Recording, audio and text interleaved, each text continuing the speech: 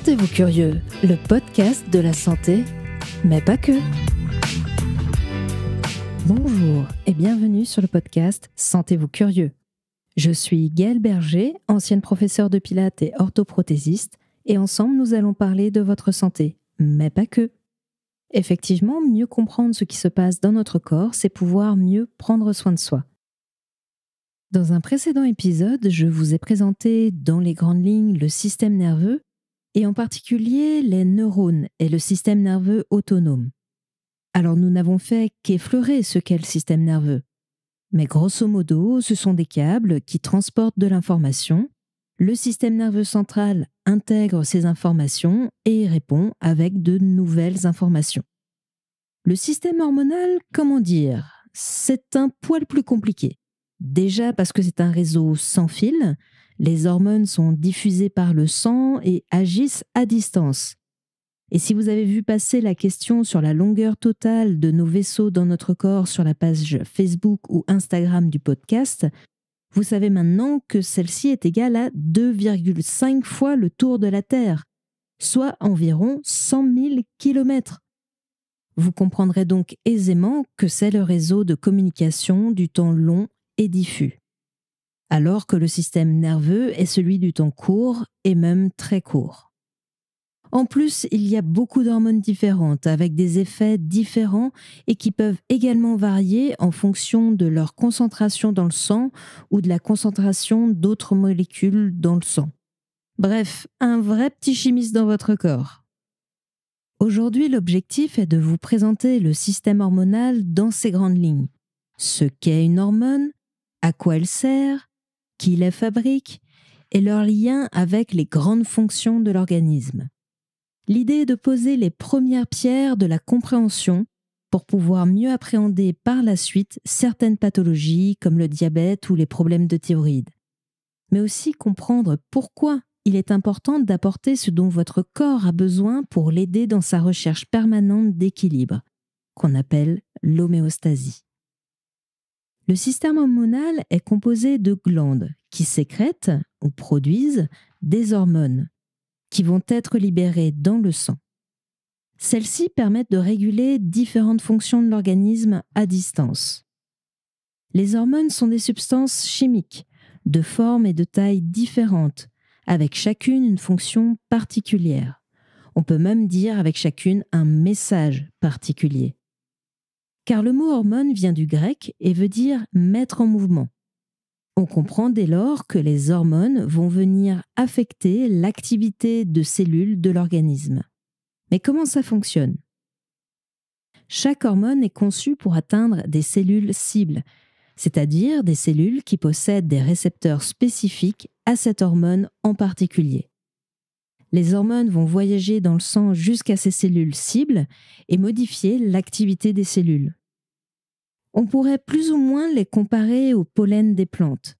Celui-ci est transporté par le vent jusqu'aux plantes cibles et quand il arrive à destination, cela modifie l'activité de la plante ciblée et déclenche la production d'un fruit. En revanche, si le pollen atterrit sur une autre plante, il ne se passe rien. Eh bien, c'est pareil pour chaque type d'hormone. Alors le but n'est pas de produire un fruit dans notre cas, mais cela peut être de déclencher la production d'une autre hormone, réguler la glycémie, la pression artérielle, notre température, la quantité d'eau dans notre corps, réguler le rythme circadien, notre sommeil et notre éveil, nous permettre de faire face à un stress, etc., etc. En gros, elles vont aider notre corps à réagir à une situation, mais aussi à trouver une forme d'équilibre intérieur malgré les perturbations subies par notre organisme. Repas, changement de température, cycle jour-nuit. Je fais une petite parenthèse pour vous parler des hormones et des neurotransmetteurs. Ils se ressemblent énormément. Ce sont tous les deux des substances chimiques. Parfois, c'est même exactement la même molécule. On donnera simplement le nom de neurotransmetteur si celle-ci est libérée dans la fente synaptique ou d'hormone si celle-ci est libérée dans le sang. Fin de la parenthèse. Revenons à cet équilibre intérieur. C'est ce qu'on appelle l'homéostasie. Alors non, ce n'est pas un gros mot, Homéostasie vient du grec, homoios qui veut dire semblable et stasis qui veut dire place où quelque chose se tient. L'idée est que même après une perturbation, un système tend à retrouver une valeur d'équilibre grâce à des processus de régulation. C'est Claude Bernard au XIXe siècle qui introduisit ce concept. Et je le cite, « La fixité du milieu intérieur est la condition de la vie libre et indépendante. » Il y a, je trouve, derrière ce concept d'homéostasie, une certaine poésie et même une certaine philosophie. Le terme est d'ailleurs utilisé en référence à d'autres systèmes que celui du corps humain. Cet équilibre est donc rendu possible grâce au système hormonal, mais également au système nerveux. Ils peuvent travailler séparément, mais aussi de concert, pour permettre à notre corps de s'adapter et de retrouver son équilibre. Les deux sont même parfois étroitement liés. Mais pour qu'il y ait équilibre, il faut qu'il y ait contrôle, et même boucle de rétrocontrôle. Je m'explique. Tout comme lorsque l'on exécute un geste volontaire, une boucle de rétrocontrôle se met en place. Le cerveau a besoin sans cesse du retour sensitif pour réajuster le mouvement. Le système hormonal a également besoin de retour pour savoir quand, quoi, produire ou non. On appelle ça le rétrocontrôle. Il peut être positif s'il déclenche la libération d'hormones, ou à l'inverse négatif s'il la stoppe. Ça fonctionne un peu comme des vases communicants. Je vais vous présenter 3 grands types de contrôle. Pour commencer, celui qui vient du système nerveux, notamment pour réagir relativement rapidement à une situation, il peut envoyer directement une information à une glande pour stimuler la production d'une hormone, par exemple l'adrénaline ou encore la mélatonine. Ensuite, il y a le contrôle qui se fait grâce à des capteurs de concentration de certaines molécules. Par exemple, des capteurs qui surveillent la concentration de glucose dans le sang. En fonction de cette concentration, la glande va produire ou non une hormone. Enfin, le contrôle via la concentration d'hormones dans le sang. En effet, certaines glandes peuvent être stimulées par la présence ou au contraire l'absence d'une autre hormone. Voilà pour les 3 grands types de contrôle et de rétrocontrôle. À savoir que parfois, dans une boucle complète de rétrocontrôle, on peut retrouver plusieurs types de contrôle. Alors depuis tout à l'heure, je vous parle de glandes, il serait peut-être temps de vous en dire un mot. Comme dit un peu plus tôt, les hormones sont sécrétées par des glandes, mais pas n'importe lesquelles. Effectivement, une glande par définition produit une substance. Par exemple, des larmes, de la salive, des sucs digestifs, des hormones. Il en existe 3 types, selon qu'elle libère la substance produite vers l'extérieur ou l'intérieur du corps, ou encore les deux. Les premières, les glandes exocrines, sont celles qui produisent des substances vers l'extérieur, exo égale extérieur, comme les glandes salivaires ou les glandes lacrymales. Ensuite, les glandes endocrines produisent des substances vers l'intérieur, endo, E-N-D-O, égale intérieur. Et ce sont elles qui vont particulièrement nous intéresser aujourd'hui, car elles diffusent la substance produite, en l'occurrence des hormones, dans le corps via le système sanguin. C'est d'ailleurs pourquoi on appelle le système hormonal également système endocrinien, car il est constitué de ces glandes endocrines. Enfin, il existe des glandes mixtes, c'est-à-dire qu'elles font les deux. La glande mixte par excellence est le pancréas. Pour sa partie exocrine, donc vers l'extérieur, il produit des sucs pancréatiques qui vont arriver dans le tube digestif. Alors oui, je sais, c'est un peu contre-intuitif, mais le tube digestif est tourné vers l'extérieur. Il a une entrée et une sortie. Et pour sa partie endocrine, il produit la célèbre hormone, l'insuline, via les îlots de Langerhans. Nous en reparlerons dans quelques instants. Faisons un petit tour d'horizon de ces glandes endocrines et de leurs fonctions. Commençons tout d'abord par les 3 glandes endocrines encéphaliques, c'est-à-dire qui sont au milieu de votre cerveau. Et ce n'est pas une image, hein. Si vous faites une coupe du cerveau, elles sont vraiment au milieu. Je vous mettrai un schéma sur les pages Facebook et Instagram du podcast.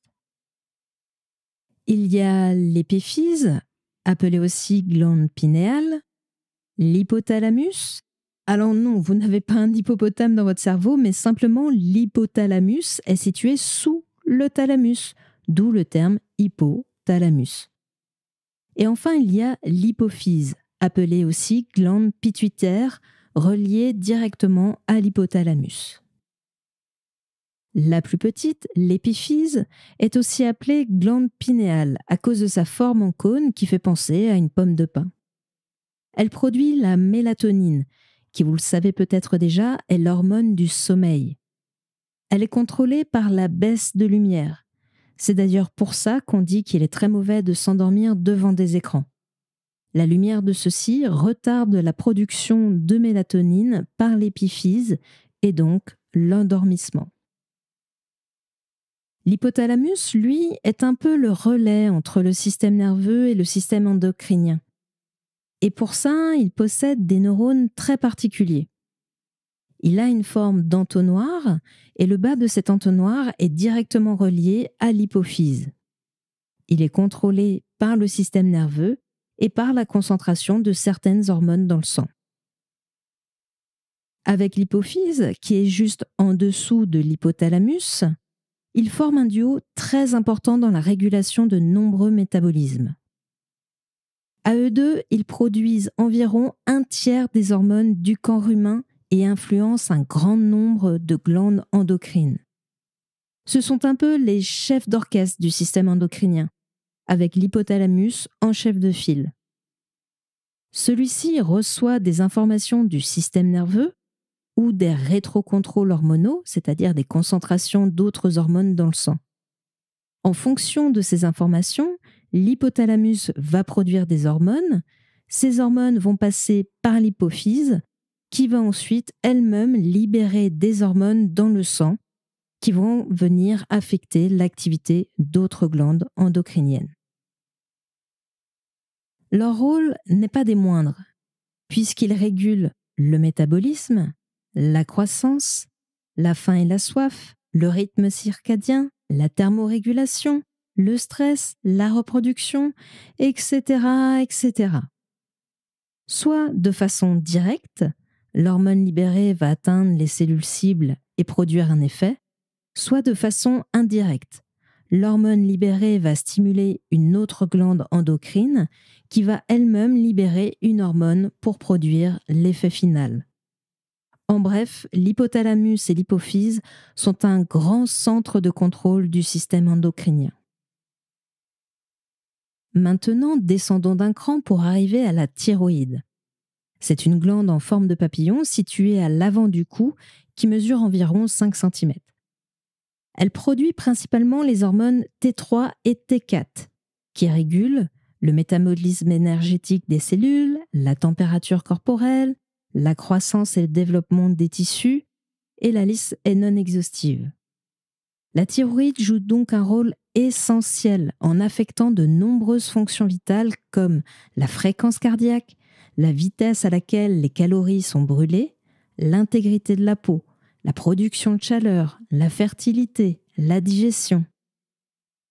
La thyroïde est sous le contrôle de notre duo hypothalamus-hypophyse, qui détecte la concentration de T3 et T4. Si la concentration est basse, l'hypophyse va libérer de la TSH, qui stimule l'activité de la thyroïde. Ensuite, nous n'allons pas aller très loin car nous allons parler des parathyroïdes. Il y en a entre 4 et 8. Elles sont toutes petites et situées à l'arrière de la thyroïde. Elles régulent la concentration du calcium et du phosphore dans le sang, en faisant augmenter leur taux au besoin. Elles sont donc sensibles à ces concentrations sanguines. À savoir que le calcium et le phosphore sont essentiels dans la contraction musculaire et le besoin d'énergie de nos cellules. Passons au pancréas. Il a une forme de poire ou de feuille et se situe derrière l'estomac. Comme nous l'avons vu plus tôt, c'est une glande mixte. Pour sa partie endocrine, il régule le taux de glucose dans le sang, appelé aussi glycémie, grâce aux hormones qu'il produit, l'insuline et le glucagon. L'insuline va permettre au glucose d'entrer dans les cellules et d'être stocké ou utilisé, et donc de faire baisser la glycémie, alors que le glucagon, à l'inverse, va déstocker du glucose pour augmenter la glycémie. En gros, l'insuline te permet de rentrer là en boîte et de faire la fête, alors que le glucagon vient en sortir et circuler, il n'y a rien à voir. La production de ces hormones est sous le contrôle de la glycémie, et donc de la concentration de glucose dans le sang. Continuons notre descente, nous arrivons maintenant au surrénal. Ce sont 2 glandes sur le dessus des reins, ce qui leur vaut le nom de surrénal. Elles produisent plusieurs types d'hormones. On peut également les diviser en 2 parties, une extérieure et une intérieure. La partie extérieure des surrénales, les cortico-surrénales, sont sous le contrôle de notre duo hypothalamus-hypophyse. Les cortico-surrénales produisent l'aldostérone qui joue un rôle dans le contrôle de la pression artérielle, des androgènes comme la testostérone. C'est pour ça que les femmes ont également de la testostérone. Et non, ce n'est pas qu'un truc de mec. Et le cortisol, qui est notamment sécrété le matin au réveil quand on a besoin d'énergie pour bien démarrer la journée. C'est également un anti-inflammatoire naturel. On appelle aussi le cortisol l'hormone du stress. En effet, sous le rétrocontrôle de notre duo, l'hypothalamus, qui est le relais avec le système nerveux, va être stimulé par le stress et par ricochet augmenter la production de cortisol. Et oui, en cas de stress, le corps cherche à mobiliser un maximum d'énergie. Cependant, le stress prolongé peut amener à un épuisement et même une baisse du cortisol, aggravant encore plus cet épuisement. Ensuite, à l'intérieur des surrénales, il y a les médullo-surrénales, au milieu, médullo-surrénales, sous le contrôle du système nerveux cette fois-ci. Et pour cause, les médullo-surrénales produisent l'adrénaline et la noradrénaline. En cas de stress ou de danger, le système nerveux va directement commander aux médullo-surrénales de libérer de l'adrénaline. Celle-ci a une action brève, environ 2 minutes. Elle va accélérer le cœur, augmenter la pression sanguine pour amener le sang et l'oxygène vers les muscles, inhiber la digestion, en gros, mettre en œuvre tout ce qu'il faut pour que le corps puisse réagir rapidement. Toujours dans cette idée de fuite ou combat. Enfin, tout en bas, il y a les gonades, qui sont tout simplement les testicules et les ovaires. Ils produisent pour les testicules la testostérone et pour les ovaires les œstrogènes et la progestérone. Ils sont sous le contrôle de notre duo hypothalamus-hypophyse. En résumé, le complexe hypothalamo-hypophysaire a un rôle très important dans cette valse des hormones. Et chaque glande endocrine tient un rôle essentiel dans le bon fonctionnement du corps et le maintien de l'homéostasie. On comprend donc que notre corps doit donc sans cesse s'adapter et réagir à différentes situations, mais aussi chercher à maintenir cet équilibre grâce à plein de mécanismes différents et notamment grâce au système endocrinien. Alors évidemment, si nous ne l'aidons pas un peu en lui donnant des éléments et ressources dont il a besoin, comme une bonne alimentation, une bonne hydratation, un sommeil récupérateur, eh bien il peut être le meilleur petit chimiste du monde, il aura bien du mal à maintenir cet équilibre. Et le fonctionnement du système, de notre corps, sera perturbé. Donc pour prendre soin de notre corps et de son équilibre, essayons nous-mêmes de trouver un certain équilibre. Si l'émission vous a plu, n'hésitez pas à liker et à vous abonner pour soutenir le podcast. Sachez également que vous pouvez retrouver Sentez-vous curieux sur Facebook et Instagram. J'y poste notamment les schémas résumés de l'émission quand il y en a, mais également des informations, des questions, des sujets à venir. C'est un véritable espace d'échange avec vous. Alors je vous dis à très vite et d'ici là, sentez-vous curieux.